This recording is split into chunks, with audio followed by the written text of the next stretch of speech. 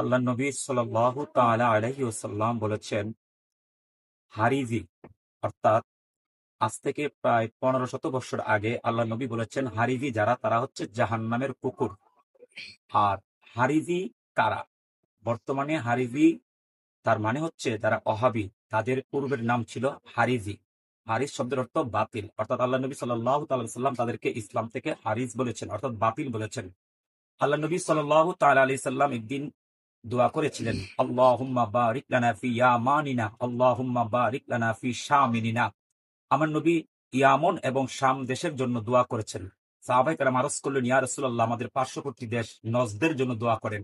নবী তা না করে আবার ওই দুই দেশের জন্য দোয়া করলেন। সাহাবায়ে কেরাম আবার আরজ করলেন, নবী দোয়া করেন নাই। নবী বলছেন, অবিহা ইয়াতলাউ কারনুশ শয়তান, আমি নজদের জন্য দোয়া করতে পারি না, কারণ সেখান থেকে জলজলা ফেতনা অর্থাৎ শয়তানের শিং বের হবে। যারা এই পৃথিবীতে ফেতনা সৃষ্টি করবে, আমি এবং আমার উম্মতের মধ্যে যারা ফেতনা ফাসাদ তৈরি করবে, ফাসাদ সৃষ্টি করবে, সেই জন্য আমি তার জন্য দোয়া করতে পারি নাই, নজদের জন্য। আর সেই নজদের জলজলা শয়তানের সিং হচ্ছে মুহাম্মদ ইবনে আব্দুল ওহাব নজদি। ওই আব্দুল ওহাব নজদির অনুসারী যারা, তারাই হচ্ছে মূলত হারিজি, যাদের বর্তমান নাম হচ্ছে ওহাবী। আর রসুল বলছেন তারা হচ্ছে জাহান্নামের কুকুর। আশা করি সবাই বুঝতে পেরেছেন।